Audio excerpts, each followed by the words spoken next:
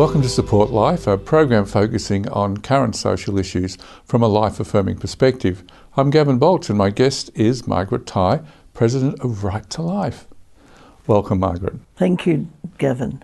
Now, you came from a family of 6, is that correct? That's correct. Actually, my mother had 7 children. Yes. The first one died at 1 month, sadly. Oh, okay. And so that was a great sorrow from my parents. Yes. And, yes. My parents are both buried with her Yes. in that same grave. Yes, Wow. yes. Wow. And is that locally here in Melbourne? Yes, in Melbourne, yes. I was All right. brought up in Camberwell, actually. All right. Yes. Now, you spent a number of years in Camberwell. Yes, that's where I was sent to school and, well, lived there until I was married. Uh-huh. And I've been married over 50 years now. Oh, that's wonderful. Yes. Oh, well, yes. congratulations. Thank you. It needs to be celebrated, 50 years of marriage. Oh, absolutely, yes. Well, we celebrated a few years ago. I think it was 61 we married, 61. Right. So Yes. it's more than 54 years Yes, now. Yes, yeah, that's yes, great. Exactly. Well, let's go back to some of your childhood. What do you remember most from childhood? Yes, well, I had a very happy childhood. My parents were both very good people. My mother was originally from Tasmania, and we discovered in more recent years that she's a descendant of convicts. Her great-great-grandparents were convicts from England, so my great-great-grandparents are convicts. Bridget and Jonathan Dart from Yes. London. And anyway, they were allowed to go onto a farm. They couldn't have been very badly behaved, and they raised 7 children in Tasmania. So there we are. My mother's descended from them. Yes. Wow. And have you been back to see that farm? No. I have seen somebody of that surname buried in the churchyard at St John's, Richmond. Yes. And I know that my grandmother sang in the choir at St John's, Richmond. But no, I haven't seen the farm. I don't know what would have happened to it now. Yeah. All right. Now, during those childhood memorable days, Yes. having a large family was fun. Oh, yes, it was. Yeah, very happy times, really. And I remember particularly coming home from church on a Sunday morning. We'd have breakfast together. Easter Sunday, we'd go to mass and come home, and my mother would produce the Easter eggs for us. And no, they were very happy times, really.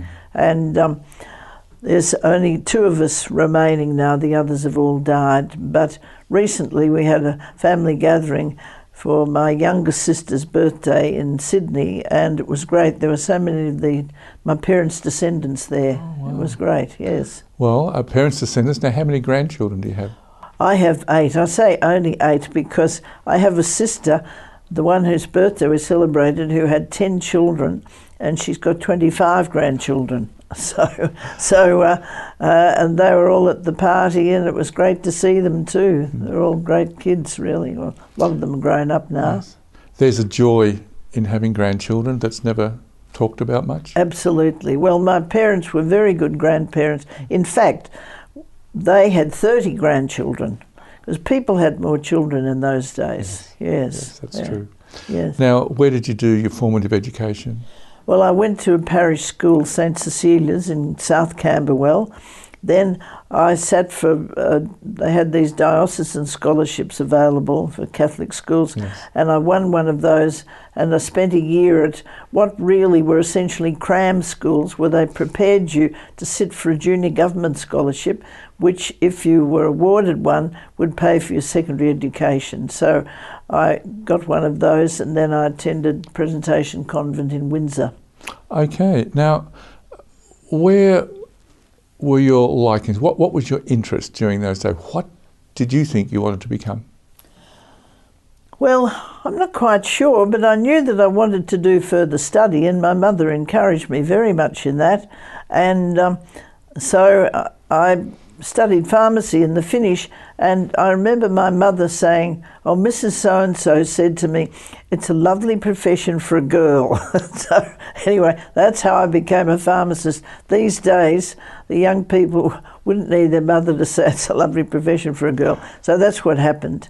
And and I worked at that, for a number of years, and I married a pharmacist too. Oh, as well. Yes. Okay. Now, how many years was the pharmacy course in those days? It was 4 years. 4 years. Yes. Okay. And what do you remember most? Now, I believe back then, you tell me, you had a singing voice. Well, that's right, yes. I still do try and sing. In our third year, a group of students decided they'd put on a review at the annual ball. They had a big ball every year, and it was called Pills a Poppin'. And so I was one of the ones who starred in it, and we mainly used songs from musical comedy, Rodgers and Hammerstein, things like that. And it was very successful, and it made it very enjoyable, the course. Yes. Excellent. And are your singing days really over? Oh, well, I sing at home, and occasionally if there's a celebration, I'll have a go. Good Yes. for you. All right. Now, what stands out most, other than the musicals, the theatrical side, the fun side of being a trainee pharmacist? Does something else come to mind? Well, when I was about to start as a pharmacy student, I remember my mother, we were travelling on the bus up to Camberwell. We lived in South Camberwell. And she said to me that I must be aware that sometimes people come into a pharmacy and they ask for something to bring on the period. And she explained to me that you must never help them to do that. And she then told a story about a neighbour's child who lived opposite. She's a little 5-year-old girl, pretty little blonde girl, the apple of her father's eye. And when that child's mother had become pregnant, it was after her 2 older children, sort of at the end of her childbearing years, and she was expressing concern to my mother about it. And she said, well, she was very happy about it, but her husband wasn't so happy about it. And my mother said, oh, look, don't you worry, he'll love the child. And the same woman was very upset because another neighbour had told her to go home and take a good dose of salts and get rid of it. And my mother then pointed to the child and said, wouldn't it have been terrible if she'd been gotten rid of in that way? And I knew this little girl as always sitting on her father's knee, a lovely little girl. And so that was the first lesson about abortion, and it stuck with me. So she turned out to be the apple of her father's eye. Oh, absolutely, yes, she did, Great. Yes. Well, Margaret, you're watching Support Life, and we'll be back after the break.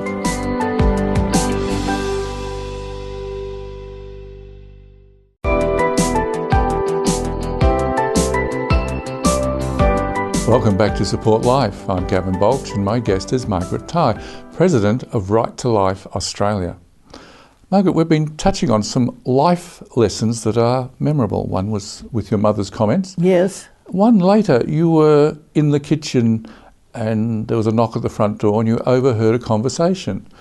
What was that conversation? We were living behind the pharmacy at the time, and there was a residence there, and it was on a Sunday, I think, and this woman, we knew her as a very nice woman and a regular churchgoer, and she came seeking some help from my husband, and she said that her son had a girlfriend, and she prefaced her remarks by saying he was a very fine young man, and similarly the girlfriend, she was a lovely person, and they'd been away somewhere together, and she'd come back pregnant. And the mother of this young man was very concerned about it, particularly concerned about the reaction of the girl's parents. And so she said, you know, I'm wondering, is there something you can give me, Mr. Tighe? And he said, oh, not really. And he sort of pacified her and said, look, I'm sure everything will turn out all right, and you know, you'll be very happy with the baby, etc. He just sort of pacified her, really. She was a very nice woman. Well, subsequently, they had the baby, they married, and it was a happy marriage. And I remember her coming into the pharmacy at times with the little fellow in the pusher, and she'd give us a knowing smile, and she'd say, this is the grandchild, you know. So she was pleased too. Yes. So what we're saying simply is life is very precious. Oh, absolutely. And when I think of people I know for whom abortion would have been an easy way out, because it's not easy being a single mother when you become pregnant, you haven't expected to be pregnant. And when I've seen the happy outcomes that have ensued, particularly with few of my nieces, and each of their children, mind you, they've been fortunate, they've had parental help, but each of their children, the ones I know in particular, have grown up into, really fine young men. One is a young man, the other two are women, and they've all done very well. And their mothers, although it was hard at the time, but they've really blossomed and done very well in life and wouldn't be without their children. I think also the ones who are members of our extended family who are adoptees, because that was much more common in those days and not so common today. And I think of those people and see how they've grown up, and they're in their 40s, of course, now, 40s, 50s, and of the three that are members of our extended family, two of them have met the relinquishing mother, and one even her father too.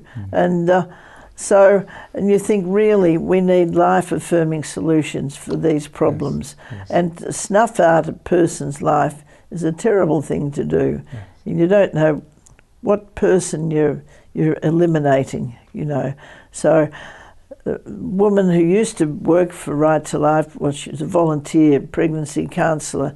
She's been dead a few years now, and she used to always say, there's no problem so great that a mother should have to kill her child. And I think she's right about that. Yes.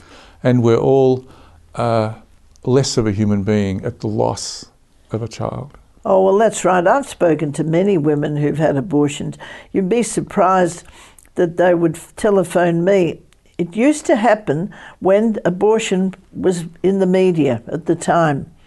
And, I've had them ring up. One of them, she'd had a couple of children, and she just then found she was having another one, and they were supposed to be going away on a holiday up to Queensland, and she went and had this abortion just like that, and then regretted it, and then got pregnant again, which they often do, the replacement baby. And then she discovered, chatting to me, that my husband and I were going to Queensland, and it was going to be on the same plane. And I didn't know what she looked like, and she said, oh, look, if you should recognise me, if I should recognise you, oh, don't say anything to my husband about this fact that I'm pregnant again. And another one, I remember this story, she rang and she said that she had 3 children and she was a trained social worker. And the last one was at school and she was going back to work full time, and she discovered she was pregnant again. And she said, 3 times I went to that abortion clinic, 3 times I came away. I couldn't do it. And she said, do you know what? That young man, she said, I love all my children, but he is special. She said, he's studying medicine now.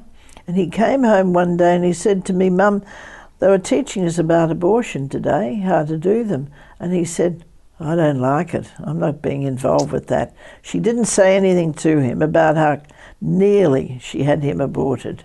So, as I said, there have been many stories you hear over the years, and particularly the women who've had the abortions and how they suffer, and they think about that child.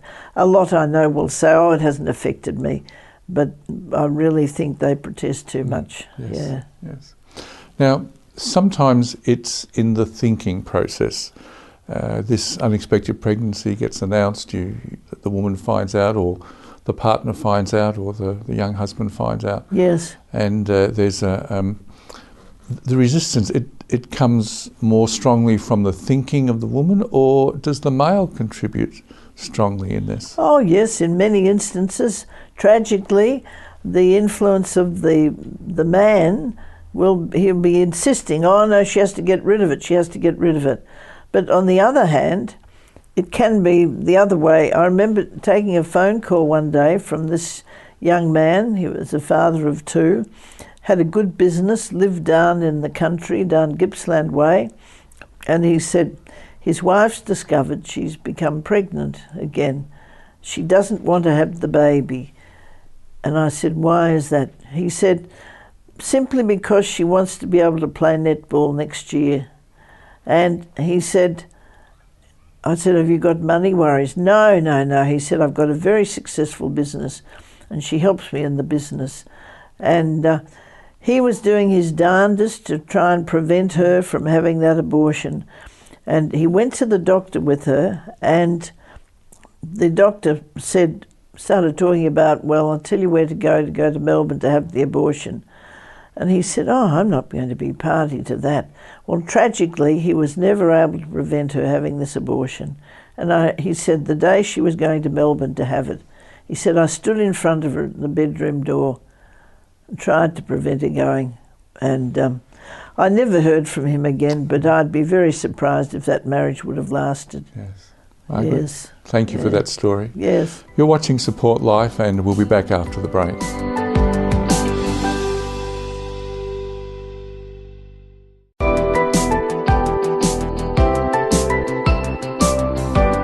Welcome back to Support Life. I'm Gavin Baulch, and my guest is Margaret Tighe, President of Right to Life Australia. Thank you for the stories before, Margaret. Mm-hmm. Very informative, and it's good to hear that the men folk are looking forward to the child. And oh yes, in many cases they are, yes. But sadly in other cases they're pressuring the woman. Yes. So here we are, we're in our pharmacy, and now something comes along and you start to think about life, about supporting the unborn child. What's happening? Yes, well, when I was a young married woman and I had two young children, and I met this other young woman in Essendon, the suburb I live in, and she was a solicitor, and she was calling a meeting of just people she knew because she was very concerned that there was agitation in the press to relax the abortion laws in Victoria. Now, this was back in the late 1960s. They had already changed the law in the UK, the Abortion Act of the UK, 1968, and I was very concerned about it because I thought it was so unjust. And particularly my own experience when I was first pregnant with my first baby, you immediately start thinking, oh, I wonder what it is, a boy or a girl. You're thinking about the person. So anyway, I went along to this meeting and there were quite a few other women there and they were concerned about it. But so a few of us started this little group in Essendon, and we took up petitions to send to state members of parliament, and my friend's aunt, now deceased, had her typewriter and used it on my dining room table. I remember they didn't have computers then. And but I never lost my concern about it, and I got involved in a group and I spoke at some public meetings about the abortion issue. And then in 1973 there was a bill in the federal parliament that would have allowed abortion on demand in the Australian Capital Territory. And there was a big Australia-wide campaign which was very successful. The bill was overwhelmingly defeated. And so I became involved in that campaign, and I had a 10-month-old baby then and used to go around the neighbourhood visiting clergy and, you know, from the various churches and et cetera, soliciting their support for this cause against the bill. And as I say, it was overwhelmingly defeated, but tragically, the vote in the House of Representatives was something like 98 to 23. But tragically, later that year, the then government slipped into the medical benefit schedule the abortion item, and we've been paying for these abortions ever since. So anyway, and so Right to Life was formed, and I became very involved in it, and I have been for many years now. And tragically, I've seen a lot of things happen. Saw the law changed here in Victoria so babies can be aborted up to birth. And but however, I still can't give it up. I just think I can't let them get away with it. Yeah. Good. Now, for a while you were assistant or vice president for some time. Yes. Serving in that capacity. Yes, but I had been president for most of 40 or so years. I retired in 2008, and we had several other people were presidents, and then I was encouraged to come back again. And fortunately, I'm still in good health so far, and mentally so far in good health. But I just can't really let it go, and I will have to one day. But it's the injustice of it, and I can't understand why so many people now don't care about it. Do you think it's just that we don't think we either are not given a broad spectrum of information, we're just given little pieces? What's happening? I don't think it's lack of information. People know that every abortion kills a baby. They're so familiar with ultrasound, heavens above. We see it used in advertisements on the television.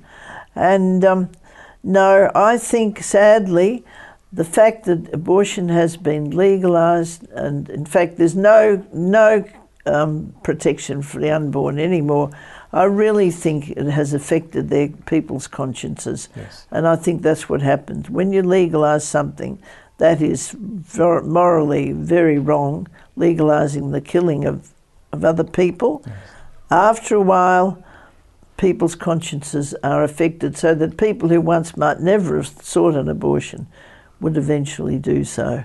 They just succumb to public opinion? Well, that's right. And tragically, the media has been no help at all. Yes. No help whatsoever. Mm-hmm. What would you say to any woman who's watching at the moment with an unexpected pregnancy? Well, I would say to them, look, there's no problem so great that a mother should have to kill her baby. And the other thing is, don't make such an important decision at a time when you're early in the pregnancy and you're experiencing the mood swings of pregnancy, which are very common in the first 3 months of pregnancy. The mother will often feel depressed and, oh, what am I going to do? She's thinking about, oh, will we need another room on the house, or I'll have to stop work and that. But just to think about the value of that life and how much joy that child may well bring that mother. And she'll be glad that she didn't go ahead with that abortion. I've known many people in that situation. And to young men, partners or husbands? Well, I say that they should face up to their responsibilities and be proud of the fact that there is a child coming into the world, and support the pregnant woman as much as they can. Tragically, they don't always do that, but tragically too, because it is so readily available, government funded, in the eyes of the community out there, it's a perfectly normal thing to do. And because we think what governments provide for us are things that are going to be of benefit to us, and so unfortunately that affects a lot of people's consciences. Well, Margaret, on that note, stirring the conscience up, yes. Thank you. Thank you very much. You've been watching Support Life, and that's all for our program today. Join us again next week. Goodbye.